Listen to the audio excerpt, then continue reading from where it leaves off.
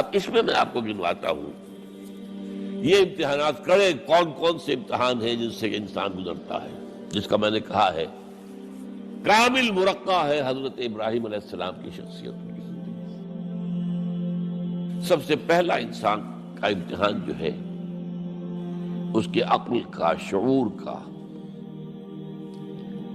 اس کے فہم کا، اس کی فطرت کا، اس کی جبلت کا، وہ کیا ہے؟ اس دنیا میں آنکھیں کھولنے کے بعد اللہ تعالی پر ایمان لاتا ہے یا نہیں؟ اللہ کو پہچانتا ہے کہ نہیں؟ میرا خالق کون؟ میرا مالک کون؟ میرا پیدا کرنے والا کون؟ کون میرا محبوب ہے؟ کون میرا مقصود ہے؟ کون میرا مطلوب ہے؟ کون میرا حاکم ہے؟ کون ہے قانون دینے والا؟ کون ہے ہدایت دینے والا؟ یہ پہچان لینا عقل و فطرت کا پہلا امتحان ہے جس سے انسان گزرتا ہے۔ اور ظاہر بات یہ امتحان جتنا کسی ماحول میں گمراہی، شرک، کفر کے تہ بر تہ اندھیرے ہوں گے اتنا ہی امتحان سخت ہوگا۔ آپ مسلمانوں کے ماحول میں رہ رہے ہیں تو ٹھیک ہے، مسلمان بھی اب دنیا پرست بن گئے ہیں یا جو بھی آپ کہیں، حقیقی مسلمان تو دیکھنے کو نہیں ملتا، پھر بھی بہرحال اسلام تو ہے نا یہاں۔ کسی نہ کسی دیکھو تو چیز کو تو اللہ یاد آ جاتا ہے، کبھی نہ کبھی تو کسی کی بات ہی دل میں اتر جاتی ہے، کوئی اللہ کا بندہ جو ہے خلوص و اخلاص سے کہتا ہے بات اور وہ آپ کے دل میں اتر گئی۔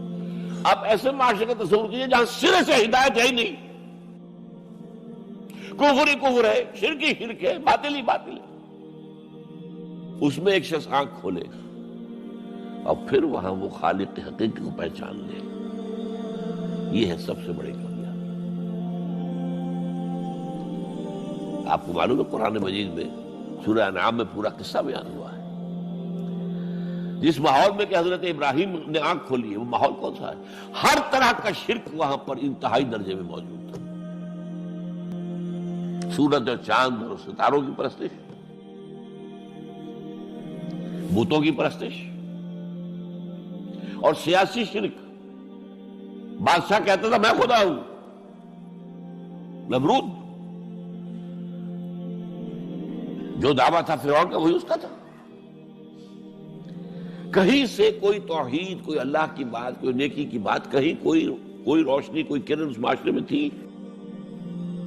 اس معاشرے میں خالص اللہ نے جو فطرت سلیم عطا کی تھی اور جو عقل سلیم عطا کیا تھا، اس کی روشنی میں سفر کرتے ہوئے ان تمام معبودوں کا انکار کر کے انی وجہت وجہی للذی فطر السماوات والارض حنیفا وانا من المشرکین، میں تمہارے ان معبودوں کو نہیں مانتا، میں ان کی نفی کرتا ہوں، ان سب کا باغی ہوں، یہ سب گمراہی ہے، میں نے اپنا رخ کر لیا ہے ہر طرف سے یکسو ہو کر اس ہستی کی طرف جو آسمان اور زمین کی خالق ہے۔ سورج کا بنانے والا، میں سورج کو نہیں پوچھتا، سورج کے بنانے والے کو پوچھتا ہوں۔ میں چاند کا پجاری نہیں ہوں، چاند کے خالق کا پجاری ہوں۔ یہ ستاروں کا میں پجاری نہیں ہوں، ستاروں کے پیدا کرنے والوں کا، کمالے کا میں پجاری ہوں، کائنات کا نہیں ہوں، کائنات کے خالق کا۔ انی وجہت وجہی للذی فطر السماوات والارض حنیفا وما انا من المشرکین۔ یہ پہلا امتحان ہے۔ دیکھیے اپنے اوپر قیاس نہ کیجیے، آپ جو اللہ نے پیدا کیا مسلمانوں کے گھر میں، آپ کے ایک کان میں پیدا ہوتے ہی اذان کہہ دی گئی، دوسرے میں اقامت کہہ دی گئی، آخر کہیں نہ کہیں تو کوئی اثر اس کا ہوتا ہوگا نا، تبھی تو، ورنہ یہ بے مقصد تو کام نہیں ہے۔ اگر حضور سے مسنون ہے یہ، کیا پتہ ہمارے تحت الشعور کی کون سی ٹیپ جو ہے وہ اس وقت چل رہی ہو اور اس کے اوپر جو ہے یہ نقش ہو گئے، کچھ نہیں کہہ سکتے۔ لیکن وہاں جو کچھ بھی نہیں تھا، کفر ہی کفر، سیاسی شرک، مذہبی شرک، ستارہ پرستی کا شرک، بت پرستی کا شرک۔ اس میں ایک نوجوان سلیم الفطرت نوجوان، اس نے ان تمام سے رخ موڑ کر ایک اللہ کی ہستی کی طرف۔ اب آپ سوچئے دوسرا امتحان آتا ہے۔ اب حق پر پہنچ تو گئے، حق پر کھڑے رہنا آسان نہیں ہے۔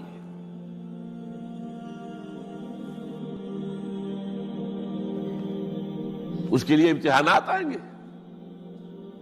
آزمایا جائے گا۔ الف لام میم احسب الناس ان یترکوا ان یقولوا آمنا وهم لا یفتنون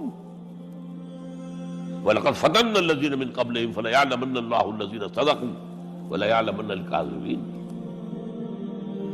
ہم تو آزماتے ہیں، پھر تم نے کہہ تو دیا ربی اللہ، اچھا آپ دیکھتے ہیں، تمہیں جانچیں گے، پرکھیں گے، امتحان دیں گے تمہارا۔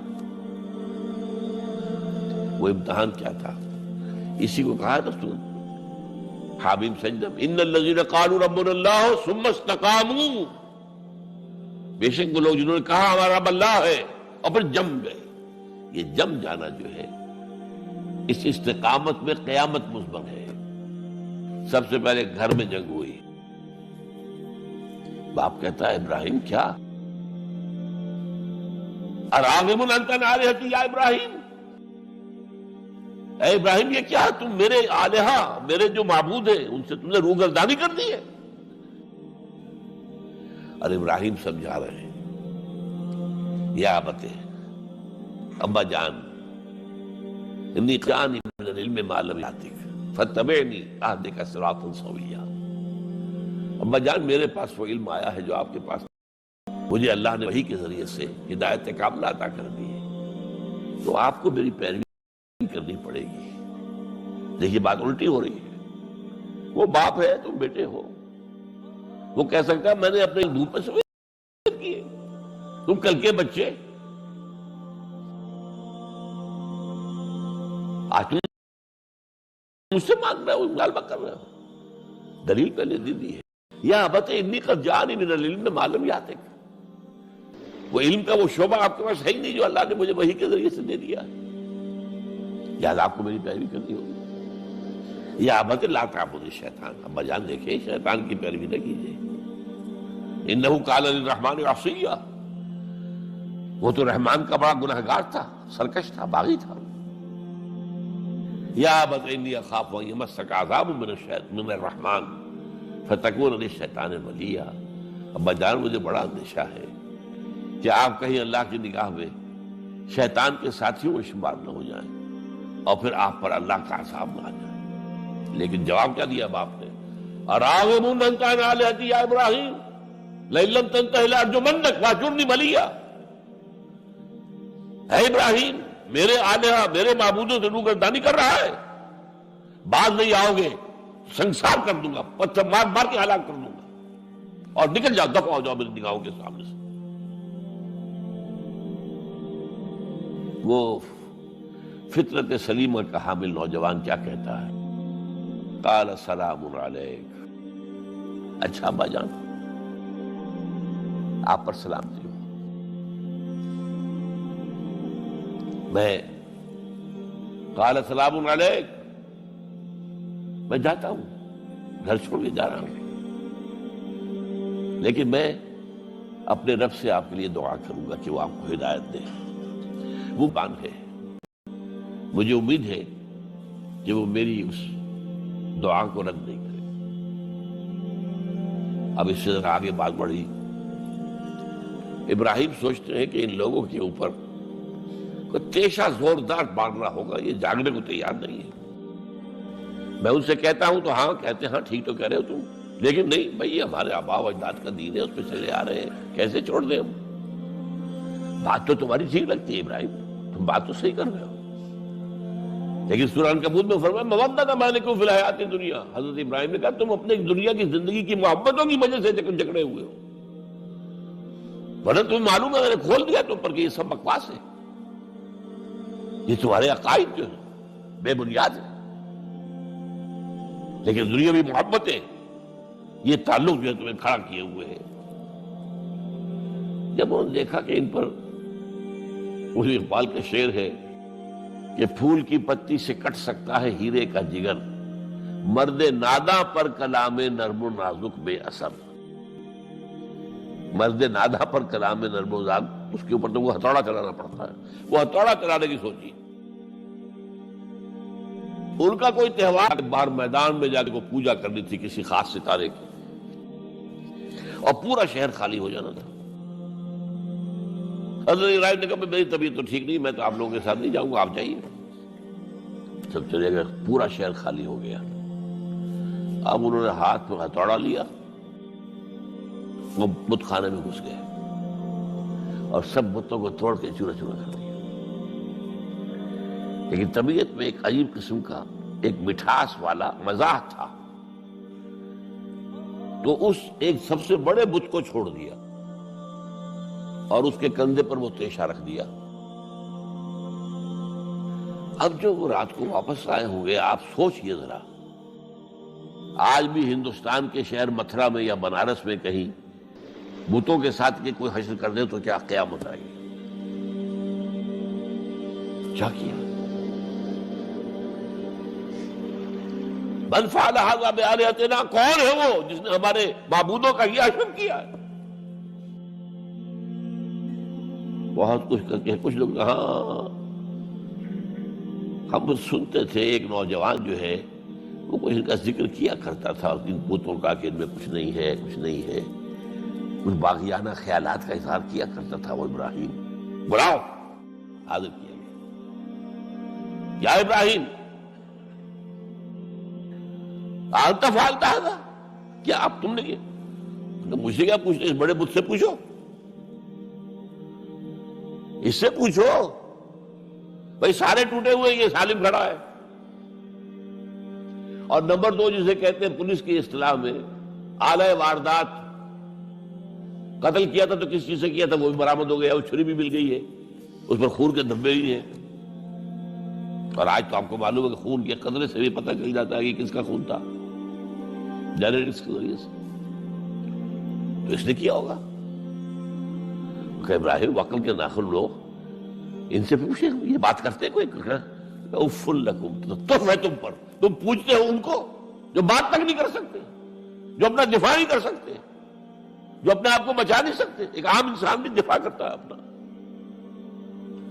فرجعوا الی انفسہم، اب انہوں نے اپنے اندر دلوں کی طرف دھیان کر کے سوچا کہ واقعی ابراہیم صحیح کہتا ہے. لیکن پھر لوٹے، پھر وہ عصبیت، پھر وہ آباء و اجداد کے ساتھ تعلق، پھر وہ معاشرتی نظام. انہوں نے کہا بس اس کو قتل کرو، اس کو ختم کر دو. یہ اس کو فیس کرنا، آپ سوچ لیجیے یہ کتنے بڑے امتحان کی بات تھی، کتنے بڑے جگر کی بات تھی. اچھا چونکہ وہاں نظام بھی تھا، بادشاہ کے دربار میں حاضری ہو گئی. ابراہیم ہم نے سنا تم ہمارے سوا کسی کو خدا مانتے ہو؟ جی ہاں. کون ہے وہ خدا؟ فرمایا میرا رب وہ ہے جو زندہ رکھتا ہے اور مارتا ہے. ربی الذی یحیی و یمیت، قال انا احیی و امیت، میں بھی زندہ رکھتا ہوں اور مارتا ہوں. فوراً جو ہے حکم دیا، جیل خانے سے 2 قیدیوں کو بلایا، ایک کی گردن اسی وقت مار دی، دیکھو میں نے مروا دیا کہ نہیں، ہے نہیں میرے پاس اختیار. اور ایک کا جاؤ اسے چھوڑ دی. تو میں خدا ہوا کہ نہیں؟ حضرت ابراہیم نے سمجھ لیا کہ اب یہ جس قسم کی کج بحثی میں آ گیا ہے، یہاں بھی کوئی ہتھوڑا چلانا پڑے گا. فرمایا فإن اللہ یاتی بالشمس من المشرق فأت بہا من المغرب، میرا رب وہ ہے جو مشرق سے نکالتا ہے سورج کو، تم خدا ہو تو ذرا مغرب سے نکال کے دکھاؤ. فبہت الذی کفر، تو وہ جو کافر تھا مبہوت ہو کر اب کیا کہ آئے بائیں شائیں، فبہت الذی کفر. لیکن میں یہاں پہ جو زور دے رہا ہوں، آپ اس ہمت، اس قوت ارادی کا اندازہ کیجئے کہ جو ایک بڑے زبردست بادشاہ کے میں سامنے کھڑے ہو کر یہ بات کر رہا ہے، اور ڈٹ کر کر رہا، آنکھوں میں آنکھیں ڈال کر کر رہا ہے.